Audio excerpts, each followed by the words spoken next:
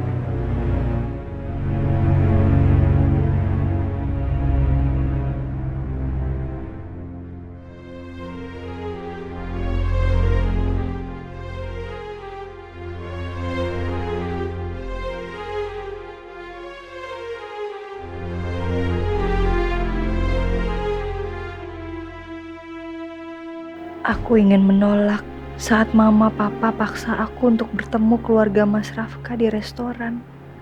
Dan mereka minta aku menikah dengan Mas Rafka. Supaya Mas Rafka bisa mendapatkan stem cell dari tali pusat bayi yang aku lahirkan. Untuk menyembuhkannya dari penyakit autoimunnya. Mama papa paksa aku. Karena mereka anggap aku yang menyebabkan kematian Bella. Aku terpaksa menurut demi menebus dosaku ke Bella. Apalagi papa sama mama minta Mas Rafka untuk bikin surat perjanjian tidak akan menceraikan aku sampai kapanpun. Dan Mas Rafka menyetujui itu. Aku terpaksa menjalani pernikahan dengan orang yang tidak aku cintai.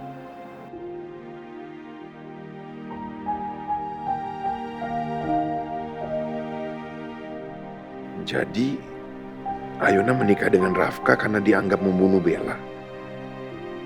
Dia berkorban demi orang tuanya. Jadi selama ini gue salah menilai. Ayunda ternyata bukan perempuan matre.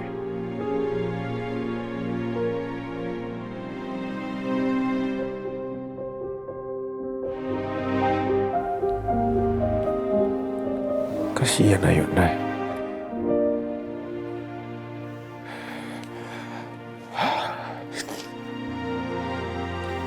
Keputusan gue udah benar.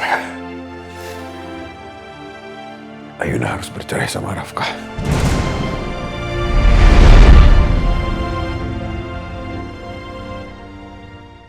Silakan Pak. Saya permisi mau panggil Ibu sama Bapak ya Pak. Oh ya. Iya. Bu, Elga. Bu Nila, Pak Dharma. Misi Bu. Pak Elga kok ada di sini? Bukannya saya udah minta tolong agar proses perceraian antara Rafka dengan Ayunda ditunda dulu. Maaf Pak Dharma, tapi atas perintahnya Bu Nila saya... Perceraian Rafka dan Ayuna itu harus segera.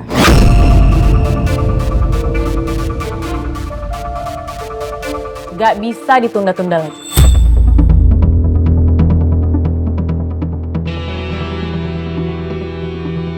Lis, Iya Bu Bos. Lilis tolong kamu bilang sama Rafka suruh dia siap-siap. Maaf Bu Bos, Mas Rafka belum pulang dari semalam. Mobilnya juga nggak kelihatan. Emang Rafka tuh kemana sampai nggak pulang semalaman? Semalam Rafka emang izin. Katanya dia mau ke rumahnya Ayuna. Bisa jadi dia bermalam di sana. Rafka, Papa mau bicara sama kamu. Pak, aku harus ke rumah Ayuna dulu, Pak.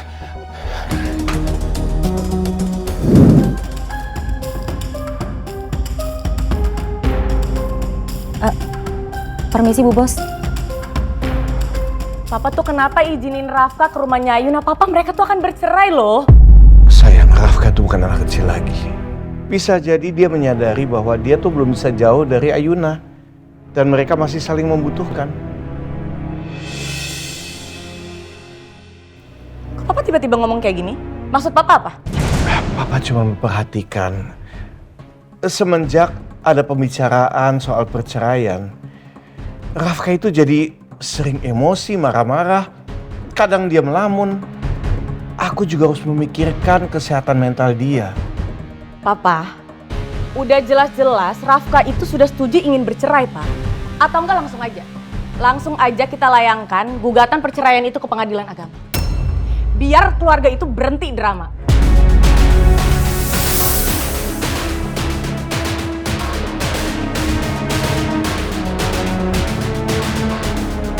Atau enggak langsung aja? Langsung aja kita layangkan gugatan perceraian itu ke pengadilan agama. Biar keluarga itu berhenti drama.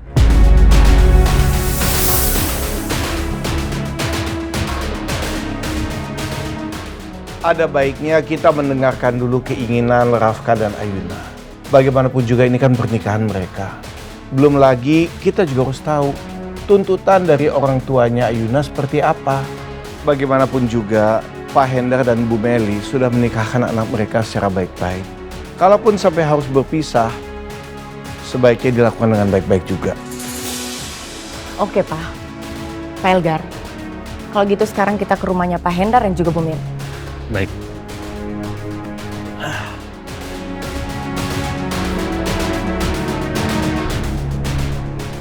Ya Allah, semoga pernikahannya Mbak Ayuna sama Mas Rafka langgeng dan mereka nggak jadi cerai.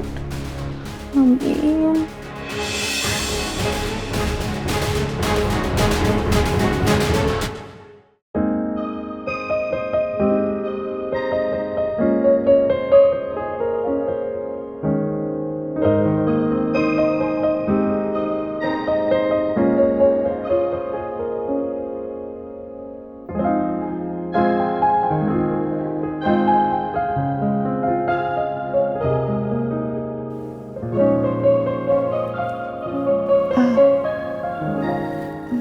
Mas Rafka, Mas Rafka udah bangun dari tadi, Mas. Aku minta maaf ya, Mas ya. Harusnya aku yang bangun duluan, Mas, nyiapin keperluan kamu. Kamu bangun dari jam berapa, Mas? Mau aku siapin teh? Atau kamu mau mandi dulu? Hah? Mas? Kenapa, Mas? Kok kamu ngeliatin aku kayak gitu? Ada yang salah ya sama muka aku ya? Oh, ada beleknya ya, Mas ya? Atau ada iler ya? Atau ini ruam di muka aku ya makin parah ya, Mas ya? Kenapa sih, Mas? Please, aku bingung, Mas. Aku nggak ngerti.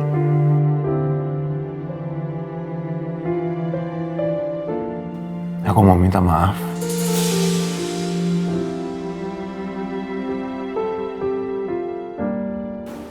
Kenapa, Mas? Kenapa kamu minta maaf? Ya, minta maaf untuk semuanya aja. Atas kesalahpahaman di antara kita. Kamu minta maaf karena kita mau bercerai ya, Mas?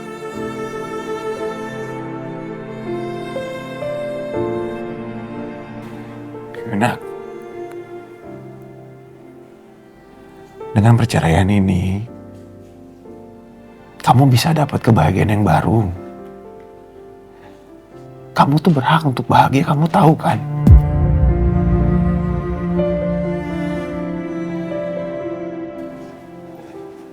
Terus gimana dengan kesembuhan kamu, Mas? Ya, aku bisa cari cara lain buat sembuh. Kamu tenang aja.